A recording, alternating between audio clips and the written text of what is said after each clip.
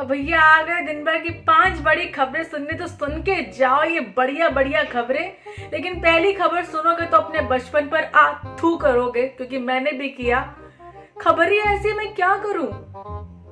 मैं इतनी सुंदर हूं तो आप ही बताओ क्या करूंगी। फ्लो आ गया, हालांकि इसको साइड में रखते हो, खबर पे आते हैं। खबर ऐसी है कि 6 साल का बच्चा है गुजरात का, जिसका नाम अरहन ओम तलसानिया है।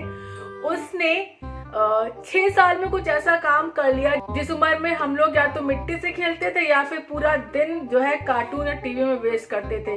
और इस बच्चे ने 6 साल की उम्र में यंगेस्ट कंप्यूटर प्रोग्रामर का अवार्ड जीता है, वो भी गिनेस वर्ल्ड रिकॉर्ड की तरफ से। शर्म आई ना बचपन में? मुझे भी आई थी। बता देते हैं कि ये लड़का जो है, इनके जो फादर है वो भी एक सॉफ्टवेयर इंजीनियर है, और इसने पाइथन प्रोग्रामिंग लैंग्वेज का जो प्रोग्राम है वो सर्टिफाई किया था, जिसके बाद इसको यंगेस्ट कंप्यूटर प्रोग्रामर का अवार्ड मिला है। Youngest computer programmer. Oh God, शर्म कर लो थोड़ी सी, ठीक है।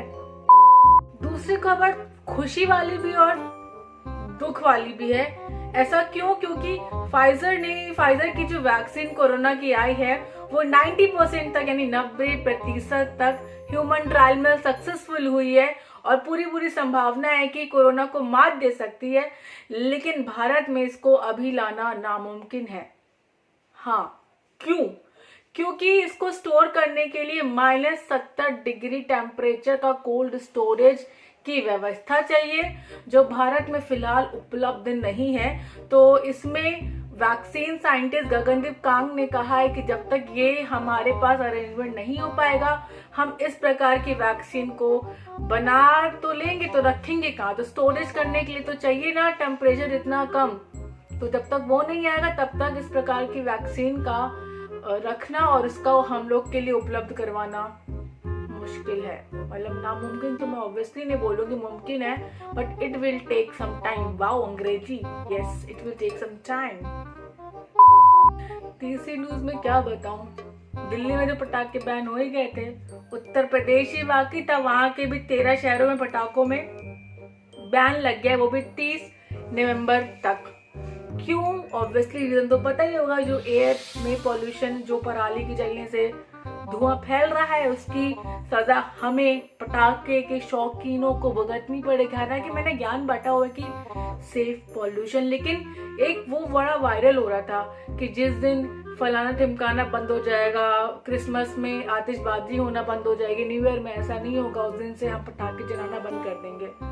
तो मुझे भी ये ख्याल आया कि बात तो सही है, बट गवर्नमेंट का फैसला है, सर आंखों पर रखना पड़ेगा। तो 13 शहर जो है उनकी लिस्ट में यहाँ पे आपको दिखा दूंगी, मैं बोलूंगी नहीं, बहुत लंबी लिस्ट है, जिसमें नोएडा, ग्रेटर नोएडा, कानपुर, आगरा, लखनऊ वगैरह वगैरह शामिल हैं। तो इन जगह के लोगों को दिल पर पत्थर रख कर पटाखे नहीं जलाने हैं। पटाखे फ्रेंडली दिवाली मनाइए, दिए जलाइए और खुश रहिए और पोल्यूशन भगाइए। चौथी खबर सुन के तो दिल पे बहुत बड़ा झटका लगेगा, मतलब सोचोगे कि तुमने लाइफ में किया क्या है। हाँ, मुझे भी लगा। क्यों? मतलब यह एनुअल पैकेज भी 3-4 लाख को पार नहीं करता है नॉर्मली लोगों का। और यहाँ विप्रो के चेयरमैन रहे आजिम प्रेमजी ने प्रतिदिन 22 करोड़ रुपए, मजाक नहीं कर रही हूँ, पर डे 22 करोड़ रुपए का डोनेशन दिया है। मतलब सोच सकते हो डेली 22 करोड़ रुपए का डोनेशन है ना, कितनी बड़ी बात है। और अगर इसका पूरा सम किया जाए तो ये अमाउंट बनता है 7,904 करोड़ रुपए का। और इसी दान के चलते इनको EdelGive Hurun India philanthropy 2020 list में पहला पोजीशन हासिल हुआ है। बहुत बड़ी बात है, डेली 22 करोड़ रुपए डोनेशन में देना। इसी लिस्ट में दूसरी पोजीशन जो है हासिल की है वो HCL के शिव नादर जी ने की है, जिन्होंने कुल 795 करोड़ का डोनेशन किया है। वहीं तीसरे पायदान पर रह गए रिलायंस के मानी मुकेश अंबानी जी, जिन्होंने कुल 458 करोड़ रुपए दान में दिए हैं। हमको क्यों नहीं मिला ये दान, ये सोच रहे हो ना? ठीक है यार, किस्मत है। चिल मारो, मेहनत से कमाओ, मेरे जैसे। ओके ठीक है, आखिरी खबर में आते हैं कि चाइना का माल सच में ऐसा ही होता है, चले तो चांद तक, नहीं तो रात तक, यानी फिसड्डी। अब ये तो लोग कहते हैं कि वायरस चीन से आया है, ये चाइना का वायरस है, फलाना ढिमकाना, सच तो आप भी जानते ही हैं। खैर, तो अब ये चाइना वाले कोई वैक्सीन का ट्रायल करने में लग गए थे, सिनोवैक नाम की वैक्सीन का, लेकिन इसके आखिरी फेज पे इसको रोक दिया गया। कुछ गड़बड़े देखने को मिली जिसके बाद इसको रोकना पड़ा। तो इसीलिए कहा गया है कि चाइना का माल चले तो चांद तक, नहीं तो रात तक। तो इसमें एनवीसा जो हेल्थ रेगुलेटरी है उसने ये बयान दिया है कि जो बहुत मेजर प्रॉब्लम्स थे इसमें, वैक्सीन के ट्रायल के बाद इंसान मरने की चांसेस भी आ गए, इंसान का स्वास्थ्य बहुत ज़्यादा खराब होने लगा और जो सोचा था उसका उल्टा असर होने लगा, जिसके बाद इस वैक्सीन के ट्रायल को सख्ती से रोकना पड़ा।